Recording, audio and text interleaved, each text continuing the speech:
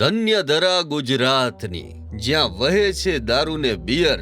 દારૂબંધી હોવા છતાં આવું ગુજરાત કોણે બનાવ્યું મારા ડિયર? છે ને બાકી જોરદાર. આ દ્રશ્ય જોઈને દારૂ અને બિયરના રસિકોના તો મોંમાં પાણી આવી જતું હશે, પણ શું કરે, બિચારાનો જીવ બળે. પોલીસ મક્કમ છે કે ભાઈ આ દારૂ અને બિયરનો ભલે ગમે એટલો જથ્થો હોય તેના પર રોલર તો ફેરવી જ દેવાનું છે. અને ભાઈ જેવું રોલર ફૂટ્યું ને ત્યારે દારૂ અને બિયરનું મિક્સ થઈને એવું કોકટેલ થયું અને એવી નદીઓ વહીને કે નજરે નિહાળનારા બસ એટલું જ કહેતા જોવા મળ્યા. એટલે આપણે ત્યાં તો દારૂબંધી છે તો પછી આટલો બધો માલ આવ્યો ક્યાંથી? ભાઈ માલ તો પકડાયો છે કુલ 23 જેટલા કેસમાં. કેટલો? વેરાવળ સિટી પોલીસે 23 કેસમાં ઝડપેલા વિદેશી દારૂ અને બિયરનો જથ્થો હતો.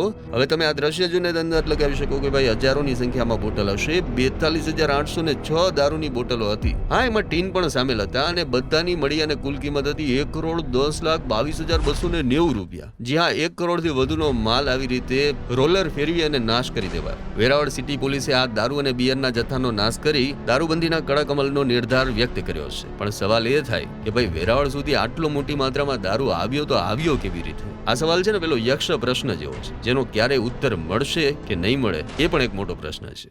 આવા જ અવનવા વિડીયો જોવા માટે ફોલો કરો ઇન સેકન્ડ્સ.